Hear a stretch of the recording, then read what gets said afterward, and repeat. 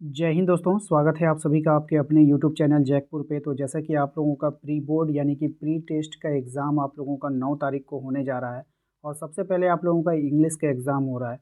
इसलिए हमने आप लोगों के लिए मोस्ट इम्पॉर्टेंट वीडियो लेकर आए हैं। इंग्लिश के सभी सवाल जो है इम्पॉर्टेंट होंगे, सिलेक्टेड होंगे, अच्छे लेवल के होंगे और मैं काफ़ी हद तक कोशिश करूँगा कि हर एक सवाल को आपको ऐसा समझाऊँ कि आप लोगों को दोबारा रटना ना पड़े और आप लोगों के एग्ज़ाम में काफ़ी हेल्प हो पाए।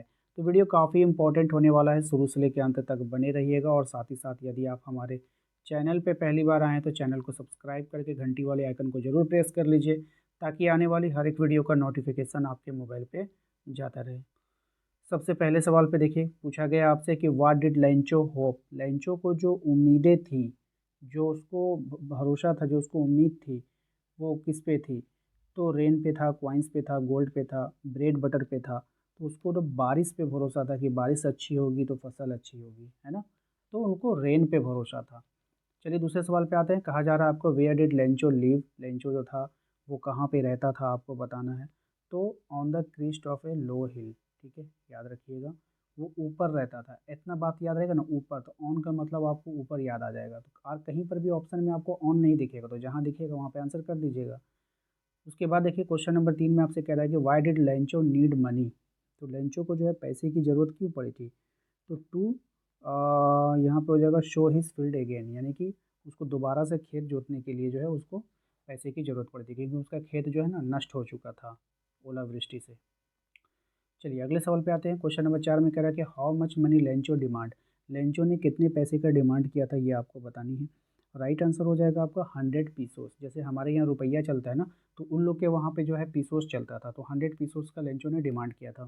ठीक है, अगले सवाल पे आते हैं। अगला सवाल है हमारा कि who is the writer of the story a letter to God.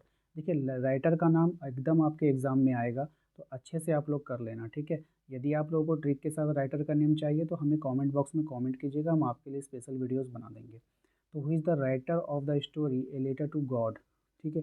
तो राइट आंसर हो जाएगा इसका GL फ्यूंटेस, ठीक है। ऑप्शन नंबर सी इसका राइट आंसर होगा। अगले सवाल पे आते हैं। अगला सवाल है हमारा कि what did Lencho think the post office employees. Lencho जो है पोस्ट ऑफिस एम्प्लॉयज़ के बारे में क्या सोच रहा था? तो वो उसके बारे में सोच रखता था बंच ऑफ क्रूक्स, यानी कि बदमाशों का झुंड समझता था उन लोगों को, ठीक है। क्वेश्चन नंबर 7 पे ये कह रहा है कि how much money did Lencho receive from the post office employees. Post office employees के द्वारा लेंचो को कितना पैसा रिसीव हुआ था? तो 70 पैसों उसको जो है रिसीव हुआ था और डिमांड कितना किया था? 100 पीसों का, ठीक है। तो दोनों में अंतर समझ लीजिएगा। अगला सवाल है हमारा who read the letter sent by Lencho. Lencho के द्वारा जो चिट्ठी लिखा गया था तो उसको किसने रीड किया था? यहाँ पे ये आपको बतानी है। तो पोस्ट मास्टर ने रीड किया था। ऑप्शन नंबर बी इसका सही जवाब होगा। अगले सवाल पे आते हैं। अगला सवाल कह रहा है the field of Lencho looked as if it were covered in, ठीक है। अब लेंचो के द्वारा जो फील्ड था वो किसके द्वारा, मतलब कैसा लग रहा था कि उसका फील्ड जो है वो कवर्ड हो गया? तो साल्ट लग रहा था कि सब तरफ नमक ही नमक है, ठीक है। अगले सवाल पे आते हैं। अगला सवाल है हमारा where did Lencho expect the downpour to come from, ठीक है। तो यहाँ पर उसका जो किधर से आने की उसकी संभावना थी डॉनपुर की, तो नॉर्थ ईस्ट से आने की संभावना थी। थोड़ी तबीयत ख़राब है, आवाज़ भी थोड़ी ख़राब है, लेकिन आप लोगों के लिए मुझे पढ़ाना पड़ रहा है क्योंकि आप लोगों का एग्ज़ाम बिल्कुल नज़दीक आ चुका है। तो थोड़ा सा आप लोग साउंड में मैनेज कीजिएगा। चलिए अगले सवाल पे आते हैं। Where did the ceremony take place. अब जो ये नेल्सन मंडेला वाला चैप्टर से ये क्वेश्चन है, तो यहाँ पर आपको बताने की सेरेमनी कहाँ पे ऐसा हुआ करता था? सैंडस्टोन आम्फी थिएटर, ठीक है, इसको याद रखिएगा। अगले सवाल पे आते हैं। अगला सवाल है हमारा what is the countries greatest wealth. एक देश के लिए जो है सबसे बड़ा धन क्या होता है, ये आपको बतानी है यहाँ पर, ठीक है। तो वहाँ का जो लोग होते हैं ना, किसी देश के लिए जो सबसे बड़ा धन होता है वहाँ के लोग ही होते हैं, यानी कि पीपुल हो जाएगा। विच party did Nelson Mandela join. Nelson Mandela ने कौन सी पार्टी को ज्वाइन किया था? अफ्रीकन नेशनल कांग्रेस को इसने ज्वाइन किया था, ठीक है। ऑप्शन सी इसका राइट आंसर होगा। अगले सवाल पे आते हैं। अगला सवाल है हमारा कि what did Mandela learn about courage, ठीक है। तो यहाँ पर इसका सही जवाब हो जाएगा आपका it is a Trump over fear, ठीक है। ऑप्शन बी इसका राइट आंसर होगा। अगले सवाल पे आते हैं। अगला सवाल है हमारा कि what is that the nation needed to be liberated from. ठीक है। तो इसका जो राइट आंसर हो जाएगा वो हो जाएगा आपका पॉवर्टी है, जेंडर डिस्क्रिमिनेशन है और डिप्रीवेशन है, या ऑल ऑफ द एबव हो जाएगा। इसका मतलब ये कहना चाह रहा है ना कि कौन सी मतलब आदत है जो किसी राष्ट्र को उससे मुक्ति मिल जाना चाहिए था। तो पॉवर्टी से यानी गरीबी से मुक्ति मिलना चाहिए, जेंडर डिस्क्रिमिनेशन यानी कि लैंगिक भेदभाव जो होता है उससे मुक्ति मिलना चाहिए, या फिर डिप्रीवेशन जो होता है यानी कि और भी बहुत तरीक़े से जो हानियाँ होती है उनसे मतलब मुक्ति मिलना चाहिए। तो ऑल ऑफ द एबव इसका राइट आंसर हो जाएगा, सभी से मुक्ति मिलना चाहिए। यहाँ पे कह रहा है how many deputy presidents were elected, ठीक है। तो कितने डिप्यूटी प्रेसिडेंट जो है, कितने उपराष्ट्रपति चुने गए थे, उपराष्ट्रपति चुने गए थे, ये आपको बतानी है। तो राइट आंसर इसका क्या हो जाएगा बताइए। तो इसका जो सही जवाब हो जाएगा ना वो हो जाएगा आपका ऑप्शन नंबर बी, 2 हो जाएगा। हाँ ठीक है, चलिए अगले सवाल पे आते हैं। अगला सवाल देखिए, question number 7।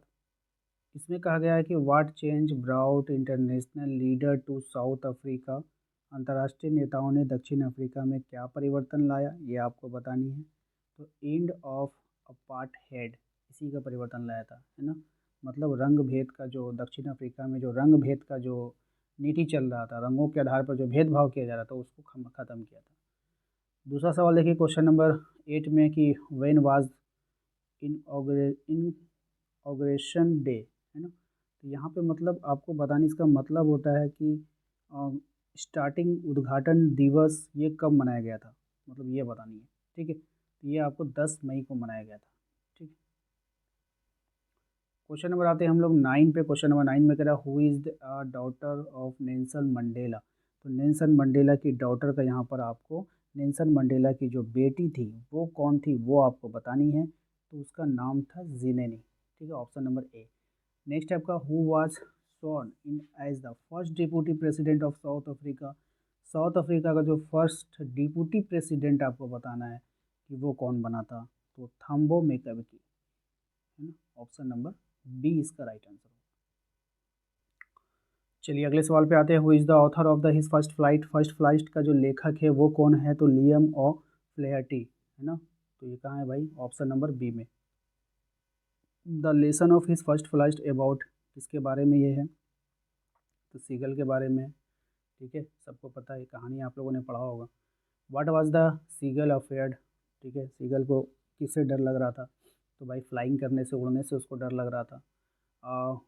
Who gives young seagull a piece of fish, ठीक है, तो मदर सीगल, ठीक है, कौन हो जाएगा इसमें, मदर सीगल, है ना, ऑप्शन नंबर बी इसका यहाँ पे राइट आंसर हो जाएगा। अगले सवाल पे आते हैं। The sight of dash maddened the seagull. तो मतलब इसका कहने का मतलब है कि सीगल जो क्या देख करके, मतलब नहीं होता है खुशी के मारे पागल हो जाना, वो पागल हो गया था, मतलब क्या चीज़ देख करके, तो भोजन को देख करके ना, फूड को देख करके। Why was the seagull exhausted, ठीक है, मतलब वो थक गया था, क्यों, मतलब ड्यू द क्राइंग के कारण, या फिर ड्यू टू रनिंग फास्ट, या due to strange exercise, due to swimming, किस कारण से वो थक गया था, due to strange exercise, option number C इसका राइट आंसर होगा। अगले सवाल पर ये कह रहा है कि what food did the seagull mother get for it. तो उसकी माँ ने क्या भोजन के लिए क्या लेकर आई थी, ये आपको बतानी है। तो फिश, क्या लेकर आई थी, फिश। अगला सवाल देखिए क्या हमें कह रहा है कि what did his parents थर्टेन him with he did not fly away.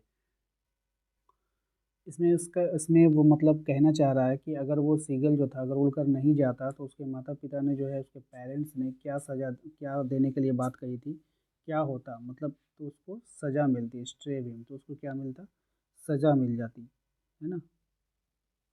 नहीं नहीं, सज़ा ये नहीं, उसका मतलब होता है स्ट्रेप, पनिशमेंट का सज़ा होगा ना, हम ये समझ रहे थे। स्ट्रेप का मतलब आप समझ लो कि उसको मतलब कहा गया कि अगर तुम उड़कर नहीं जाओगे तो तुमको भूखा रहना पड़ेगा, ठीक है, क्या रहना पड़ेगा, भूखा रहना पड़ेगा।